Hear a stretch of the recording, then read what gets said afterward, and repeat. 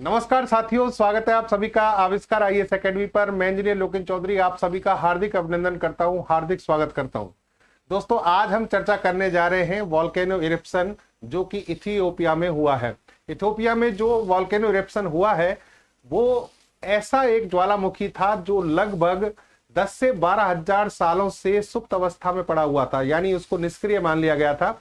लेकिन अचानक से दैत्य के रूप में उसका विस्फोट हुआ और इतना बड़ा विस्फोट हुआ कि लगभग 15 किलोमीटर की ऊंचाई तक एक फायरवॉल बन गया, एक गुब्बार बन गया धुएं का। और ये धुआं जो है इथियोपिया तक ही सीमित नहीं रहा, इसकी जो धुआं है, जो इसकी राख है, जो इसमें जो गैसेज होती हैं, जहरीली गैसेज SO2, वो भारत के वायुमंडल में भी पहुंच चुकी हैं और भारत से अब चाइना की ओर शिफ्ट हो रही हैं। तो ये कैसे संभव हुआ, ये सब चीजें क्या हैं, वोल्केनो जो इरप्शन होता है वो किस तरीके से होता है, ये वोल्केनो इरप्शन कितने प्रकार के होते हैं, आज के टॉपिक में हम इसी पर चर्चा करेंगे। भारत के एटमॉस्फेयर में कौन सी जहरीली गैस घुल सकती है, कितना नुकसान हो सकता है या संभावना नहीं है, इन सभी टॉपिक्स पर हम बात करेंगे। ये अपने आप में एक बहुत बड़ी घटना है और इतनी बड़ी घटना है कि दुनिया की जितनी भी न्यूज एजेंसी हैं उन सभी ने इसको छापा है। तो इसको ध्यान से समझते हैं। चैनल पर लास्ट तक बने रहिएगा सेशन में, और चैनल पर नए हैं तो सब्सक्राइब जरूर कर लेना। देखिए, देश है इथियोपिया। इथियोपिया जो देश है अफ्रीका महाद्वीप के अंतर्गत आता है और अफ्रीका महाद्वीप का ये जो देश है वो भारत से लगभग 4 से 4.5 हजार किलोमीटर की दूरी पर है। सोचिए, ज्वालामुखी विस्फोट हुआ इथियोपिया में और उसकी राख कहां तक पहुंची है, भारत तक, यानी 4.5 हजार किलोमीटर तक उसका इंपैक्ट दिखाई दे रहा है। तो ये अपने आप में बड़ी घटना है। यहां पर देखिए आप, Ethiopia volcano eruption tracker live update highly Gubbi इसका नाम है। इस वोल्केनो का जो नाम है वो हाईली गुब्बी नाम दिया गया है। और ये वोल्केनो जो है इसने आप इसकी न्यूज देखें, भूकंप ने डाली दरार और फट पड़ा ज्वालामुखी, 1 लाख परमाणु बमों जैसी निकली आग। यहां पर अगर इसके जो इरप्शन का जो प्रोसेस है उसको देखोगे तो एक भयानक स्थिति बनती है। ऐसा लगता है जैसे कि एटम बॉम्ब से भी खतरनाक। एटम बॉम्ब की जो यहां पर फायरवॉल जो बनती है, ऊंचाई तक जाता है एटम बॉम्ब के बाद जो आग लगती है उसमें, तो वो कुछ किलोमीटर ऊंचाई तक, इतना नहीं जाता, जो 15 किलोमीटर ऊंचाई तक जो इसमें बताया गया है। इथियोपिया वोल्केनो इरप्शन 4500 किलोमीटर दूर भारत कैसे पहुंची ज्वालामुखी की राख, तो इन सभी पॉइंट्स पर हम बात करेंगे। देखिए, पूरी खबर को ध्यान से सुनना। ये 23 नवंबर की घटना है। 23 नवंबर को इथियोपिया जो है वहां पर एक ज्वालामुखी है जिसका नाम है हेलोगुबी, और ये हेलोगुबी ज्वालामुखी जो है 10 से 12 हजार सालों से बिल्कुल सुप्त अवस्था में था, यानी इसमें कोई विस्फोट नहीं हुआ, कोई इसमें इरप्शन नहीं हुआ था, उद्गार नहीं हुआ था और इसकी संभावना भी कम थी। लेकिन अचानक से विस्फोट होता है और वो इतना खतरनाक विस्फोट है। अब इसके कारण आपको जानने होंगे, कारण हम आपको यहाँ पर जो तकनीकी कारण है वो सभी बताएंगे कि क्यों ये विस्फोट हुआ है। ये उसमें से विस्फोट से जो राख है वो राख लगभग 11 बजे के आसपास, यानी 4.5 हजार किलोमीटर चलकर ये जेट स्ट्रीम के माध्यम से भारत के वातावरण में पहुंच गई। और भारत के जो उत्तर पश्चिम जो राज्य हैं, गुजरात, राजस्थान और दिल्ली NCR, इन सभी का जो वातावरण है वो इस धुंध से छा गया। यानी यहां पर इतनी समस्या हो गई कि यहां पर एयर इंडिया की 12 फ्लाइट भारत को कैंसिल करनी पड़ी। तो ये इसलिए अपने आप में बहुत बड़ी घटना है। इसको अगर आप मैप पर देखें तो देखिए, ये अफ्रीका महाद्वीप है और अफ्रीका महाद्वीप में ये एक छोटा सा देश है इथियोपिया। इथियोपिया जो है ये रेड सी है। रेड सी से इसकी जो सीमाएं वो इसलिए नहीं बनती, यहां पर एक छोटा सा देश आ जाता है इरिटिया जो है, इसकी ये सीमा ऐसे है रेड सी से, और यहां ये इथियोपिया है। इथियोपिया में ये वो ज्वालामुखी है जो सुप्त अवस्था में पड़ा हुआ था, लेकिन अचानक से इसमें विस्फोट हुआ और विस्फोट होने के बाद वातावरण में 15 किलोमीटर की ऊंचाई तक लगभग इसका गुब्बार जो है वो फैल गया। यानी इसकी जो वोल्केनो ऐश होती है, इसमें जो गैस होती है सल्फर डाइऑक्साइड वगैरह, वो गैसें इस वातावरण में इतनी ऊंचाई तक गई और फिर यहां से जेट स्ट्रीम, यानी जो हवाएं चल रही थी, तेज हवाएं, उन तेज हवाओं के माध्यम से ये जो वोल्केनो ऐश यानी जो राख है और SO2 गैस के जो बादल हैं वो यहां से इस तरीके से चलते हुए यहाँ पर इसको रेड सी को क्रॉस किया और फिर यहां से इस तरीके से यमन ओमान सबसे ज्यादा प्रभावित हुए हैं इसमें, और यहां से पहुंचा ये गुजरात, राजस्थान, और इस तरीके से अब ये चाइना में प्रवेश कर रहा है। ये इसका पूरा रूट मैंने आपको बताया। इथोपिया और भारत के बीच में अगर हम डिस्टेंस ऐसे देखते तो 4000 किलोमीटर है, लेकिन इसने इस तरीके से यहां पर डिस्टेंस कवर की है, तो ये लगभग 4500 किलोमीटर की डिस्टेंस क्रॉस करके यहां तक पहुंचा है।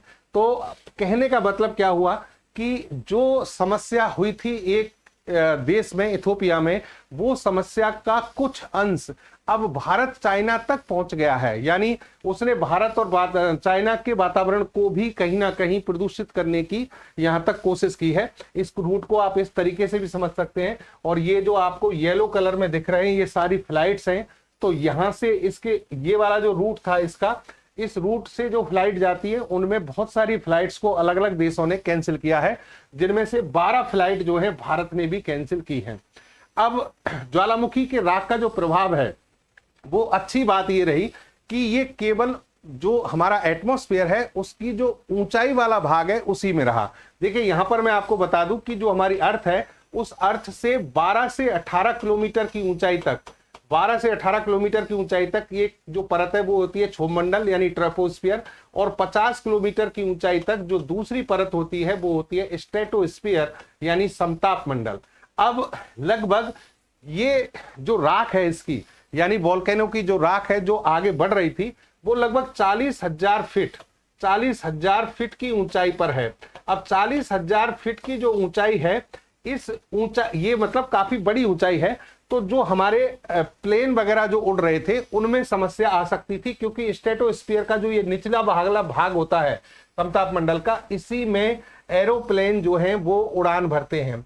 तो यहीं पर लगभग ये राख थी। हालांकि अगर हम बात करें कि मानव पर इसके प्रभाव की, तो मानव से ये काफी ऊंचाई पर है, यानी यहां पर ये वायुमंडल में काफी ऊंचाई पर थी, तो मानव पर इसके दुष्प्रभाव या फिर निचला जो वातावरण है उसके प्रदूषण की जो संभावना थी SO2 के कारण, सल्फर डाइऑक्साइड बहुत खतरनाक गैस है, उसकी मात्रा बढ़ने पर हमें श्वसन संबंधी समस्याएं हो सकती थी, तो उनसे तो मतलब बच गए, यानी मानव जो है उससे तो बच गया।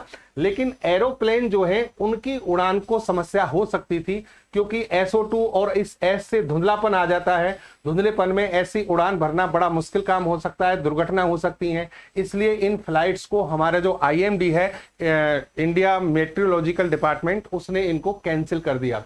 40,000 फीट से ऊपर सिर्फ SO2 का हल्का निशान बचा है अब, और तेजी से फैलकर ये निष्क्रिय हो जाएगा। यानी अब ये संभावना है कि धीरे धीरे हवाओं के साथ ये छट रहा है और ये आगे बढ़ रहा है चाइना की तरफ। यानी भारत से अब ये खतरा निकलकर किस पर जा रहा है? चाइना पर। यहां पर देखिए, जब वोल्केनो इरप्शन होते हैं और ये राख जो है वोल्केनो की जब वातावरण में फैलती है, सूर्यास्त और सूर्योदय के समय इसमें बड़ी मतलब जो तस्वीरें होती है वो बड़ी अच्छी सी दिखती हैं, लेकिन वास्तव में वो खतरनाक होती हैं। हिमालय जो है हमारा, हिमालय की तराई और उसके आसपास जो SO2 का लेवल है वो लगातार कम होता जा रहा है। भारत से कुल मिलाकर ये खतरा अब धीरे धीरे कम हो गया है, और इसको IMD के जो मुंबई, नई दिल्ली और कोलकाता स्थित कार्यालय हैं, ICAO मानक सेगमेंट चेतावनी जारी कर दी गई हैं, जो गंभीर मौसम संबंधी चेतावनी है वो इसी के कारण की गई थी। लेकिन यहां पर अब ये बात कही गई है कि हमने फ्लाइट वगैरह सब रद्द कर दी, सारी चीजें, यानी स्थिति को संभाल लिया गया है। और कुल मिलाकर बात यह है कि यहां से जो अब ये खतरा था वो शिफ्ट हो गया है चाइना की तरफ। ये 12 फ्लाइट की आप वो देख सकते हैं 24 और 25 नवंबर को, जिन्हें कैंसिल किया गया था। ANI पर इसको छापा गया कि कौन कौन सी जगह की जो फ्लाइट है, ये पूरी लिस्ट दी हुई है, इनको कैंसिल कर दिया गया। अब ये चीन की तरफ बढ़ गया है। अब सवाल ये उठता है दोस्तों, ये तो हो गई न्यूज कि भाई क्या हुआ था और भारत तक ये कैसे पहुंचा, लेकिन यहां पर एक तो बात यह है कि ज्वालामुखी होते क्या है, ज्वालामुखी क्या है। तो आपको बता दें कि पृथ्वी जो है, पृथ्वी को आप अगर देखेंगे तो पृथ्वी की, जैसे मान लीजिए ये सरफेस है, आप इधर ऐसे नीचे जाएंगे तो लगभग 6400 किलोमीटर की गहराई, ये रेडियस है पृथ्वी की, ये रेडियस है 6400 किलोमीटर, ये सेंटर आ गया, और फिर इधर भी 6400 किलोमीटर। तो अगर ये वाला जो हिस्सा है, बिल्कुल आंतरिक हिस्सा, इसकी हम बात करें, इसके आसपास की बात करें, तो यहां पर बहुत ज्यादा टेम्परेचर है। पृथ्वी की सतह के नीचे जैसे जैसे बढ़ते हैं टेम्परेचर बढ़ता जाता है। टेम्परेचर जैसे जैसे बढ़ेगा तो यहाँ पर जो पदार्थ है, यहाँ पर जो चट्टाने हैं वो सभी पिघलने लगती हैं तो यहाँ पर मैग्मा बनता है। और मैग्मा जो बनता है वो बहुत ज्यादा, जैसे कि यानी उसका टेम्परेचर 1200 डिग्री सेंटीग्रेड तक होता है, और भी ज्यादा टेम्परेचर हो सकता है। वहां जब ये तापमान इतना ज्यादा होता है तो उससे गैसें बनती हैं, लिक्विड बनता है, उससे फिर वहां पर प्रेशर क्रिएट होगा, क्योंकि जो लिक्विड है वो फ्लो होगा, गैसें हैं वो फ्लो होंगी। तो वो जैसे ही जगह ढूंढती हैं दबाव बनता जाता है, और जैसे ही जगह मिलती है वहां से ये जो मैग्मा है ये बाहर आने लगता है, लावा के रूप में लावा फ्लो होने लगता है। इसी को कहते हैं ज्वालामुखी। तो धरती की सतह पर वह स्थान जहां पृथ्वी के अंदर मौजूद गर्म मैग्मा गैसें, राख दबाव बढ़ने पर बाहर निकलती हैं, उसे ज्वालामुखी कहते हैं। ये एक नेचुरल प्रोसेस है जो पृथ्वी के अंदर चलता रहता है। अब इस ज्वालामुखी के फटने के कारण क्या हो सकते हैं? एक तो ये हो सकता है कि भाई अगर मान लीजिए किसी जगह पर जहां पर ज्वालामुखी बन रहा है, अगर वहां प्रेशर कम है तो वो नहीं फटेगा, वो एक स्थिति में बना रहेगा। लेकिन जैसे जैसे मैग्मा की स्थिति ज्यादा बनेगी और वहां पर जो हलचलें होंगी, भूगर्भिक हलचलें, उनके कारण जब मैग्मा के कारण जब बहुत ज्यादा दबाव बन जाता है तो उस समय मैग्मा के दबाव के अत्यधिक बढ़ने के कारण जैसे ही उससे कहीं पर कोई दरार मिलती है, वहां से ये मैग्मा लावा के रूप में बाहर आने लगता है। मैग्मा और लावा में थोड़ा सा डिफरेंस होता है, और जब ये बाहर आता है तो फिर ये ज्वालामुखी विस्फोट के रूप में आपको दिखता है। इसके और कारण हो सकते हैं, जैसे कि टेक्टोनिक प्लेटों की गतिविधि। तो आपको पता है पूरी पृथ्वी जो है उसमें बहुत सारी प्लेट्स हैं, जैसे यूरेशियन प्लेट हो गई, ठीक है, प्रशांत प्लेट हो गई, तो बहुत सारी प्लेट है, ऑस्ट्रेलियन प्लेट हो गई। ये प्लेट्स जो हैं वो आपस में टकराती हैं या फिर दूर जाती हैं। इनकी जो भूगर्भिक हलचल है उनके कारण भी ये स्थिति बनती है। जैसे कि हम इथोपिया की बात करें तो ये एक पॉइंट आता है इसमें, रिफ्ट वैली पर आधारित ये ज्वालामुखी है। और रिफ्ट वैली पर आधारित ये जो ज्वालामुखी है, इस स्थान पर 3 प्लेटें अलग अलग डिस्टेंस पर जा रही हैं। यहाँ पर 3 प्लेटें आकर मिलती हैं इसके आसपास, और वो उनकी डिस्टेंस जो है वो बढ़ती जा रही है। तो ये भी एक बड़ा कारण माना जा रहा है।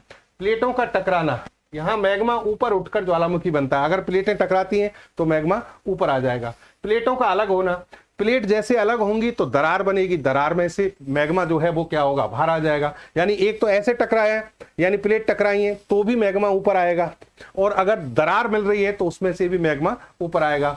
हॉटस्पॉट, पृथ्वी के मेंटल में बने गर्म क्षेत्रों पर भी ज्वालामुखी बनते हैं, जैसे कि हवाई द्वीप। और गैसों का दबाव CO2, SO2 इसमें गैसें होती हैं, उनका दबाव जब बढ़ता जाता है तब भी ज्वालामुखी विस्फोट की स्थिति बन जाती है। ज्वालामुखी जो है वो अलग अलग प्रकार के होते हैं, इनके वर्गीकरण के भी कई आधार हैं। जैसे कि एक होता है सील्ड ज्वालामुखी, जिसका आकार ढाल जैसा होता है, फैलाव बहुत अधिक होता है, इसका लावा पतला होता है। जैसे कि माउना लोआ, ये की हवाई जो जगह है अमेरिका में वहां पर है। माउना केया, ये भी हवाई में है। स्ट्रेटोवोल्केनो या मिश्रित ज्वालामुखी जो है वो अत्यधिक ऊंचे और शंकु आकार के विस्फोट के आधार पर बनते हैं, जैसे कि माउंट फूजी जापान में है, माउंट स्टेलिन जापान ये फिलीपींस में है। फिर होता है एक सिंडर कोन ज्वालामुखी, जो कि कोन जैसी संरचना के आकार में बनता है, छोटे आकार के होते हैं। ये राख और स्कोरिया और छोटे पत्थरों से बनते हैं, जैसे कि पारीकुटिन मैक्सिको में है, सनसेट क्रेटर एरिजोना USA में है। लावा डोम हो गया फिर एक अगला प्रकार, फिर पानी के भीतर के ज्वालामुखी हो गए। इस तरीके से कई प्रकार के ज्वालामुखी हैं। पूरी दुनिया में सबसे ज्यादा जो ज्वालामुखी उद्गार वाला क्षेत्र है वो ये क्षेत्र है, जो कि पैसिफिक प्लेट के आसपास वाला ये सर्किल, ये रिंग आपको दिख रही होगी। यहाँ पर ये नॉर्थ अमेरिका महाद्वीप है, ये साउथ अमेरिका महाद्वीप है, और यहाँ पर आप देखेंगे तो ये इंडोनेशिया का जावा द्वीप वगैरह है, जापान हो गया यहाँ पर, और ऑस्ट्रेलिया के आसपास वाला ये क्षेत्र हो गया। ये पूरा जो क्षेत्र है इसमें सबसे ज्यादा ज्वालामुखी पाए जाते हैं। इसे पैसिफिक प्लेट कहते हैं, पैसिफिक प्लेट जिसके आसपास का क्षेत्र है। हालांकि जो इथियोपिया में जो ज्वालामुखी फटा है वो इस पर नहीं आता, वो रिफ्ट वैली पर आता है, जो मैंने आपको बताया था। अच्छा, दुनिया में सबसे ज्यादा जो ज्वालामुखी है वो इंडोनेशिया में है। इंडोनेशिया लगभग 140 से ज्यादा ज्वालामुखी जो है यहाँ पर सक्रिय और निष्क्रिय अवस्था में मौजूद हैं। जापान में 110 है, संयुक्त राज्य अमेरिका 90, रूस, चिली, फिलीपींस इन सब में 80, 60, 50, इथियोपिया में 45। इस तरीके से भारत में ज्वालामुखी जो है उनकी संख्या जो है बहुत कम है, ठीक है, सक्रिय अवस्था में यानी ज्वालामुखी नहीं है। अब इस पर अगर आप देखेंगे तो यहाँ पर ये आपको बहुत सारी जगह जो रेड उसमें दी हुई है, वहां आसपास कहीं ना कहीं ज्वालामुखी जो है उनके बारे में, वोल्केनो मेजर जो वोल्केनो है उनके बारे में बताया है। तो ये देखिए एर्टा एली एक सक्रिय ज्वालामुखी है जो इथोपिया के पास में ही है, लेकिन ये जो ज्वालामुखी है जिसको हम हेली गुब्बी कह रहे हैं वो यहाँ पर था और ये सुप्त अवस्था में है और यहाँ पर ये फटा। एर्टा गैली तो फटता ही रहता है, इसमें तो विस्फोट होते ही रहते हैं, ये तो सक्रिय ज्वालामुखी है। तो यहाँ से ये इस तरीके से फटा और इस तरीके से इसकी राख जो है यहाँ तक पहुंच गई, भारत तक पहुंच गई और यहाँ से अब ये चाइना पर जा रहा है। अब यहां पर आप सक्रियता निष्क्रियता के आधार पर भी ज्वालामुखियों को विभाजित कर सकते हैं। एक होते हैं सक्रिय ज्वालामुखी, एक्टिव वोल्केनो। और एक्टिव वोल्केनो का मतलब है ऐसे ज्वालामुखी जिनमें समय समय पर विस्फोट होते रहते हैं, यानी हमेशा लगातार विस्फोट से वो बने रहते हैं। तो ये जो विस्फोट होते रहते हैं वो भूकंपीय गतिविधि, गैसें, धुआं और फ्यूम रोल्स आदि दिखाई देते हैं। वैज्ञानिक इनके फटने की संभावना को वास्तविक मानते हैं। जैसे कि माउंट एटना इटली में है, किलाउएया ये आपकी हवाई में है, फुगल फाइडल ये आइसलैंड में है, माउंट मेरापी ये इंडोनेशिया में है। ये सक्रिय ज्वालामुखी हैं। फिर आते हैं सुप्त ज्वालामुखी, ऐसे ज्वालामुखी जिनमें विस्फोट हुए थे लेकिन पिछले 10-12 हजार साल या फिर कुछ हजार सालों से जो ज्वालामुखी या सैकड़ों सालों से ज्वालामुखी जिनमें विस्फोट नहीं हुआ है, शांत पड़े हुए हैं, उनको सुप्त ज्वालामुखी कहते हैं। जैसे माउंट फूजी हो गया, वेसुवियस हो गया, ये इटली में है, ये जापान में है, ये सब सुप्त ज्वालामुखी हैं। फिर होते हैं विलुप्त ज्वालामुखी। विलुप्त ज्वालामुखी वो हैं जो कई हजार सालों लाखों वर्षों से जिनमें विस्फोट नहीं हुआ है, जिनको मृत मान लिया गया है, उनको कहते हैं विलुप्त ज्वालामुखी। जैसे कि एडिनबर्ग कैसल का ज्वालामुखी स्कॉटलैंड में है, ये एक किर्क जुफेल आइसलैंड में है। ये ज्वालामुखी सब विलुप्त अवस्था में है। अब हम जिस ज्वालामुखी की बात कर रहे हैं हेली गुब्बी जो है आप 10 से 12 हजार साल पहले इसमें विस्फोट हुआ माना जाता है। तो ये सुप्त अवस्था में था और धीरे धीरे इसको विलुप्त ज्वालामुखी की कैटेगरी में हम रखने वाले थे, यानी इसको विलुप्त कैटेगरी में रखा जाना था, लेकिन अब इसमें विस्फोट हो गया तो डेफिनेटली अब इसको सुप्त ज्वालामुखी माना जाएगा, क्योंकि अगला विस्फोट कब होगा इसके बारे में कहा नहीं जाएगा। लेकिन दोस्तों एक चीज यहां पर क्लियर है। क्लियर क्या है कि ये जो ज्वालामुखी विस्फोट हुआ है इससे वैज्ञानिकों की चिंताएं बढ़ गई हैं। इससे जो ज्योग्राफिकल जो वो है रिसर्चर्स हैं उनके लिए बहुत संभावनाएं बढ़ गई हैं, क्योंकि कहीं ना कहीं ये माना जा रहा है कि पृथ्वी की सतह के नीचे भूगर्भिक हलचलें बढ़ रही हैं। प्लेट जो है, टेक्टोनिक प्लेट्स जो हैं उनका मूवमेंट बढ़ रहा है, या फिर मैग्मा जो है वो लगातार मात्रा में बन रहा है। इसका मतलब ये हुआ कि कोई बड़ा संकट भी आ सकता है, ऐसे ज्वालामुखी विस्फोट और भी हो सकते हैं। तो कहने का मतलब आगे इस पर बहुत सारी स्टडी रिसर्च शुरू हो गई हैं। दुनिया भर के वैज्ञानिक, दुनिया भर के अनुसंधानकर्ता इस समय इथोपिया पहुंच चुके हैं और वहां पर इसकी स्टडी जो है वो शुरू कर दी गई है। तो ये थी दोस्तों आज की हमारी खबर, Ethiopia volcano eruption Hayli Gubbi, जिसको हमने कवर किया। उम्मीद करता हूं चीजें आपको समझ में आई होंगी। बहुत बहुत धन्यवाद। जय हिंद, जय भारत। बने रहिए हमारे साथ, अपना प्यार बनाए रखिए।